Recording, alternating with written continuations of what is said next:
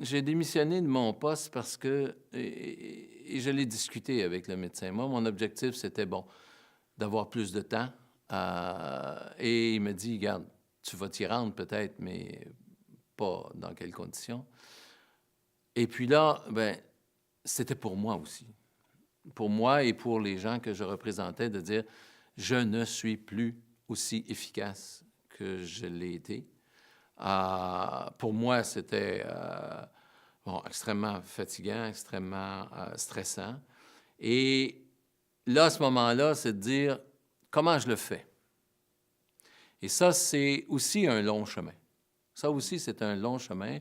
Dans ta tête, c'est le cas de le dire, on essaie de retarder le plus longtemps possible,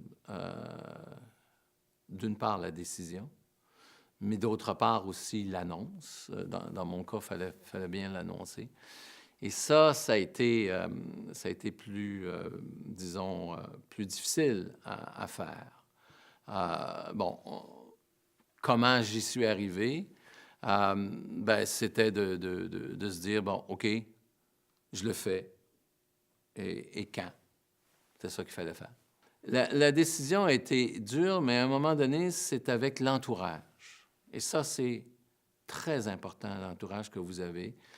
C'est des gens qui vous écoutent, des gens qui vivent avec vous, ce que vous traversez. Puis que là, moi, je me souviens, bon, c'est arrivé à l'automne, la décision, je devais la prendre, j'avais comme pas le choix. Puis je m'étais dit, OK,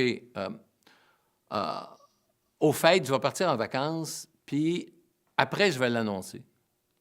Et là, je me souviendrai toujours de ma belle-fille qui me dit, oui, mais Daniel, les gens, ils partent en vacances, ils réfléchissent, puis après, ils annoncent la réflexion. Toi, il nous semble, puis c'était le « il nous semble », que ta décision est prise. Peut-être que tu devrais l'annoncer avant et après partir en vacances, l'œil léger. Parce que dans l'entourage, il y avait toujours la crainte que je dise « non, je ne le fais pas ». Et ça, c'est pour ça qu'il ne faut surtout pas être isolé là-dedans. Puis là, après, bon, ben c'est « qu'est-ce que je dis »